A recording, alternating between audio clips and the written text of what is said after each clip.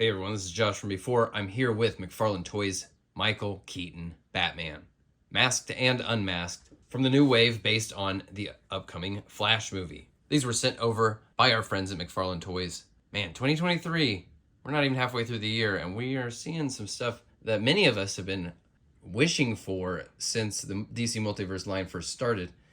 Is this Batman 89 exactly? No, but it's the closest we've got so far, and I think many will be happy to have it, me included.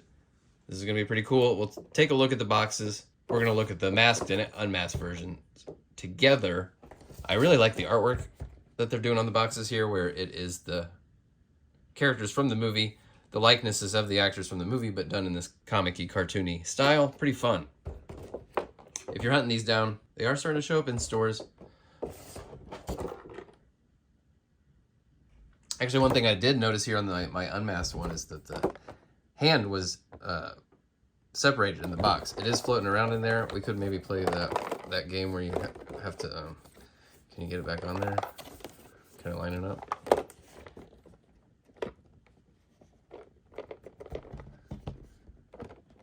Oh, come on, get on there. Come on. Ah. Okay, so as soon as you get them out of the box, there's this really like tactile quality to it. It feels rubbery. All the glossy parts that you see on here, they feel rubbery. Of course, some parts like the shoulder pads and the pelvis are that soft rubbery material, but these stretches where you see where it's the glossy finish, it feels very rubbery, which is very appropriate for the Keaton bat suit. Of course, like we said, it's not exactly 89, it's not exactly Returns. Some of the details are noticeably different. It's pretty close to the spirit of the original thing. Honestly, the belt has changed, but if you painted that gold, it would feel pretty good. Of course, not perfect. It's certainly going to do for now. You know, when we first saw those promo pics, I wasn't sure about the likeness. Actually, for a second there, I was saying Kenner did it better. But actually, now they get this in hand, oh man, the likeness is actually really good. It's really got that Keaton attitude. And of course, the other thing about the likeness is like Michael Keaton doesn't really look like Michael Keaton anymore. You know what I mean? He used to have this more pronounced shape to his lips. Not quite the same anymore. And of course, you have this version as well, which if you want him to give Peter Parker a ride to prom, this is the one you would be getting. The likeness it's pretty solid, honestly. Works a little bit, yeah, I mean, especially when you see it from certain angles, it comes out a bit more. And it's weird to see him with lighter hair, you know. Now, normally I'm going to prefer a sculpted cape. I don't much care for the soft goods. I would rather have something like this, like the way the Page Punchers Batman had this amazing leather-looking cape with incredible detail. But if they're going to give any figure a fabric cape, this is one I'm definitely on board with because, of course, I grew up in this era, the Kenner era, with fabric capes. So it feels like an appropriate throwback to me because I have that connection to this bygone era. But if I wasn't coming from that world, you know, I wouldn't quite be as sold on the fabric cape. This is going to be great. Of course, it's meant to fit in the Batmobile. And the Batwing, which we'll be reviewing later. So he's got shoulder pads that are on his shoulders. They're attached right there. I think they tend to have better luck when they put the shoulder pad pieces attached to the bicep. Of course, these don't go down quite that far, maybe is the problem. Because it kind of gets in the way of him lifting his arms, where you got this cowl that covers some of that real estate. And it gets pretty cramped in there, but it does have a lot of range at the shoulder.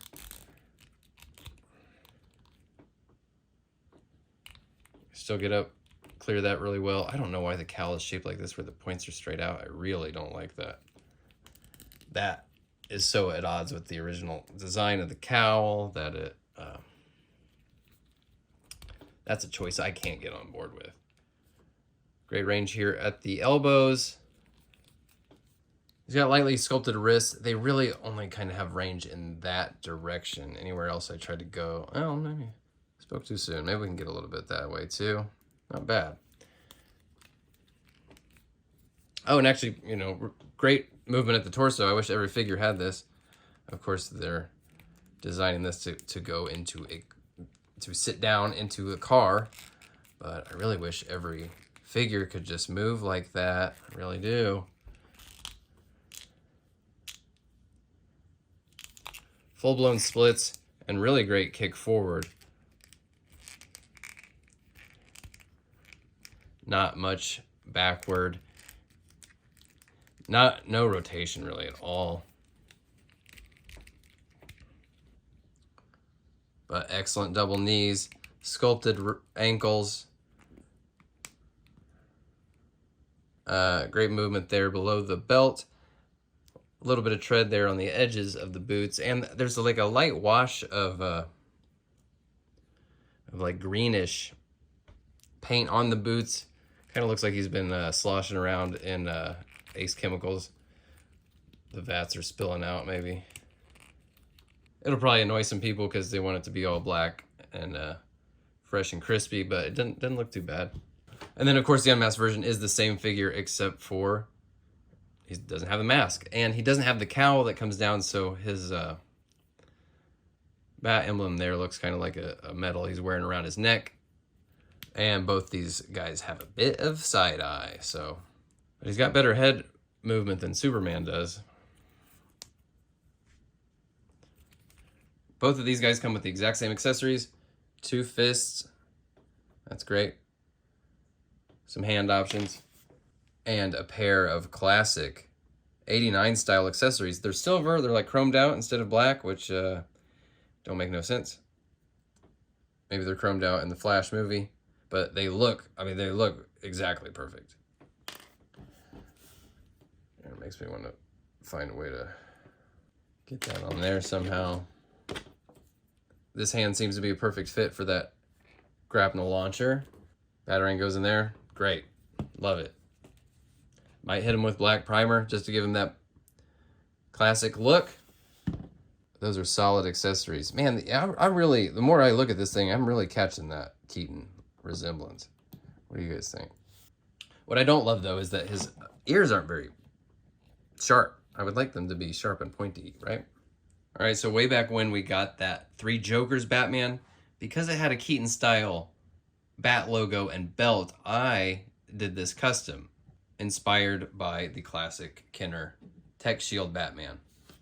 And I did some other 89 era inspired customs. The Sky Escape Joker paint job I did on 3 Jokers, Joker, and of course my personal favorite of the bunch, Bob the Goon. So now that we've got some true Michael Keaton Batman figures, of course I have to do at least one more retro-inspired custom, and it's going to be Air Attack Batman with this white and black camo pattern. That's what we're going to do next. I've even got an extra Flash Batman here to do it with.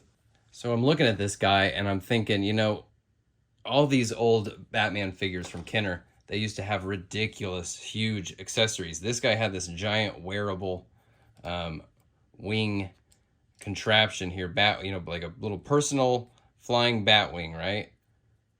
Air Attack Batman, that's his thing. And I'm looking at this thing and I get the outrageous idea that, you know what? What if I took the Superpowers Batwing, Dremel out this part and get rid of the seat in there. Oh. And turn this into some wearable contraption just like this old one. I'm going to try it. I don't know how it's going to work out. The sizing, I'm sure, isn't going to be totally perfect. I'll have to make some significant adjustments, but I think that would be so funny. That's just like my exact brand of stupid. So there we go. That's going to be the next custom project. I'm going to try to make this happen. So that is Michael Keaton, Batman from The Flash. It's not exactly 89, but if they were to up and tomorrow tell us, oh, by the way, that's going to be as close as you get to a real 89 Batman, I could live with it. It's pretty close, and it's a really good figure. It feels fun. It works really well. Accessories are dead on. But I do think we are going to get a real 89 Keaton eventually. I'm sure this will be a big success, and it'll open the doors for more movie licensed characters that don't have to have a movie coming out right now, like these do. All right? we're gonna look at this whole Flash Wave, so be ready. We got a ton more figures coming. Thanks again to McFarlane Toys for sending these over to review. I will talk to you all very soon. Bye.